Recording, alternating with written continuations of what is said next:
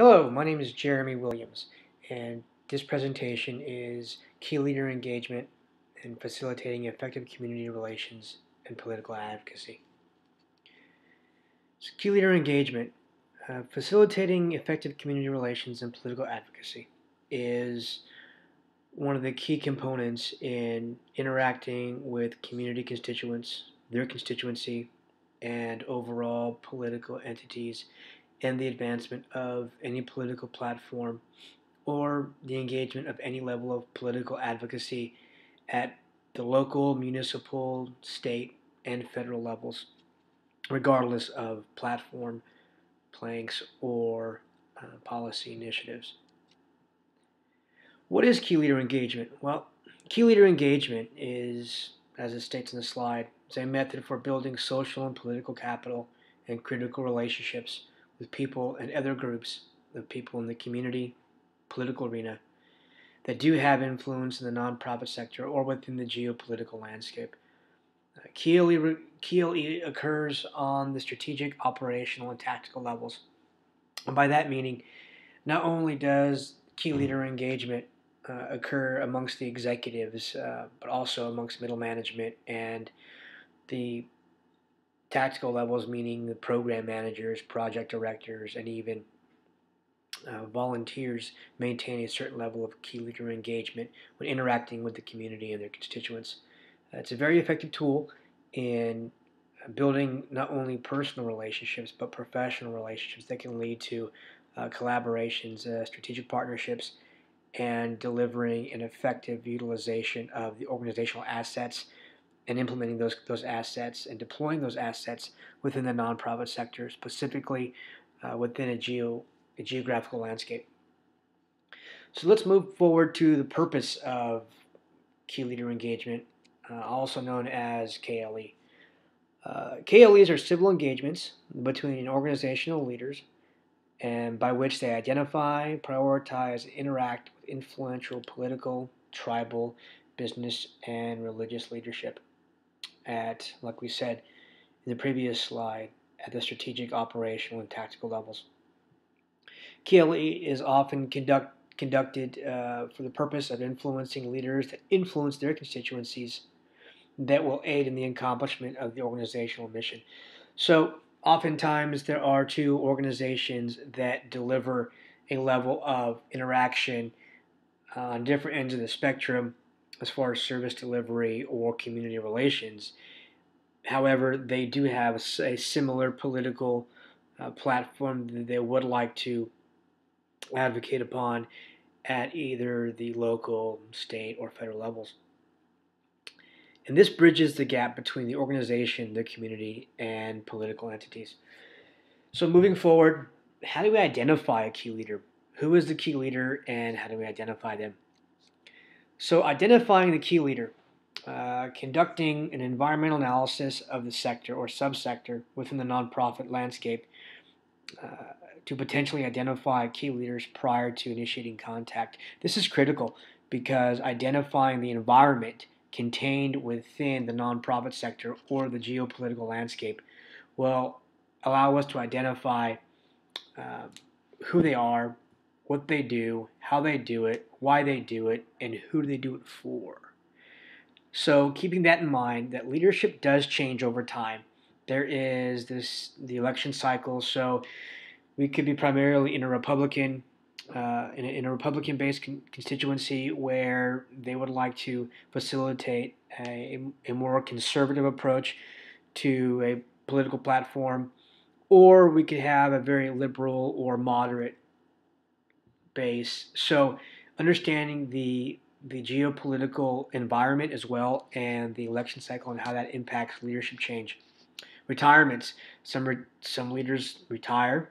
They shift positions. They retire from executive management, go on sabbatical, and lead another venture or organization.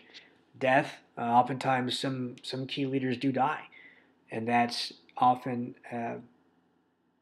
a component that executives or individuals conducting key leadership does not identify. Promotion. So if in some way there are levels of of leadership by which the current key leader you are engaging does get promoted. How is that going to affect your leader and the engagement with that leader and conducting a key leader engagement? Also have to understand who is leading the key leader engagement. Great emphasis should be placed on the level of leadership and the engagement with key leaders. So you're not going to have a program manager go and engage an executive on a prospective strategic partnership or a strategic alliance within the nonprofit sector. It just isn't feasible, and it would lead to often negative outcomes or a negative approach to a positive outcome with a key leader engagement.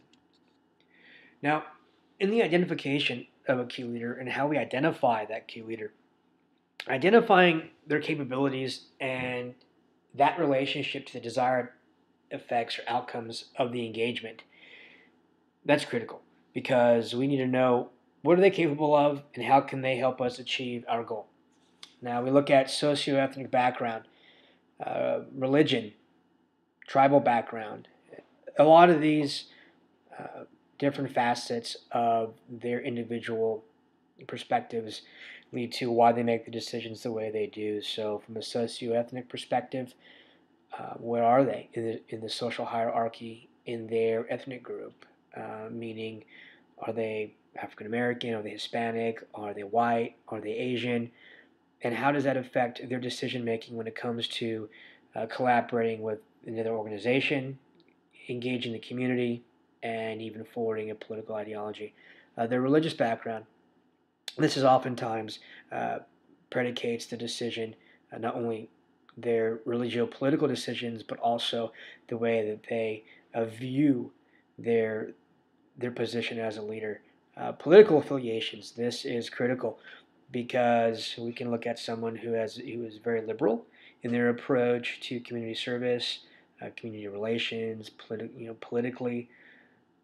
We look at, are they conservative? Do they have the approach that we can provide some kind of financial support or financial commitment within a strategic partnership to identify to forward our objective? Personal and professional relationships. Who do they know? What do they do? How do they do it? Their resources. Looking at the resources: personal, social, corporate, and political.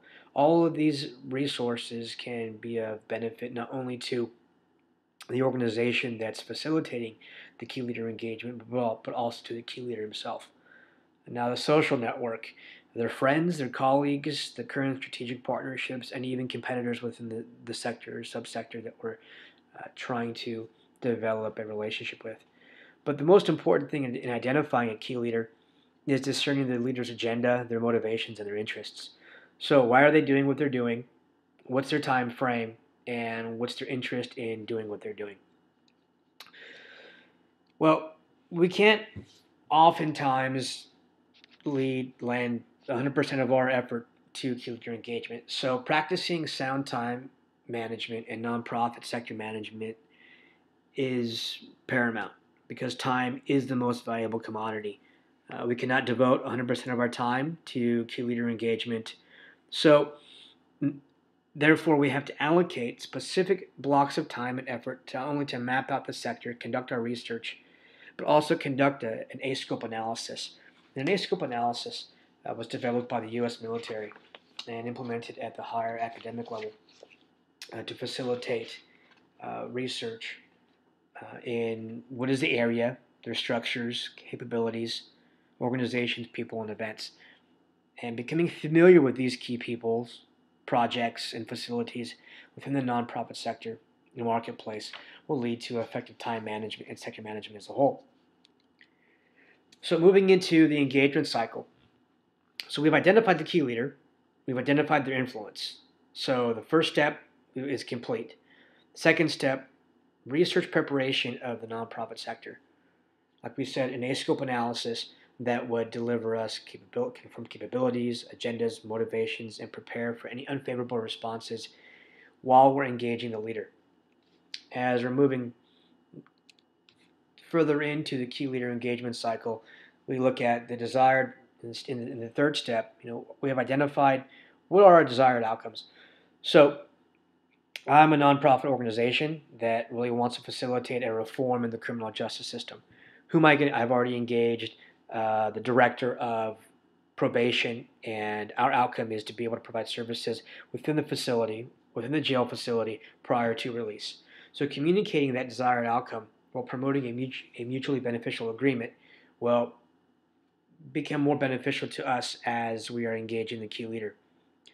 And preparing and rehearsing these engagement plans is critical because determining one, who's going to lead the key leader engagement, what are the roles that we're playing? Am I playing a supporting role? Am I playing a leading role? Am I in there simply as an analyst or researcher? Practicing these local customs and social norms. So, if we're conducting a key leader engagement, say in a predominantly Muslim environment within the greater Houston landscape, we have to understand that there are cultural and social norms that are unique specifically to that key leader. So are we holding hands? Are we kissing on the cheek? Are we speaking in Arabic? Are we taking off our shoes? So understanding these basic fundamental cultural norms will facilitate a better value to the key leader engagement.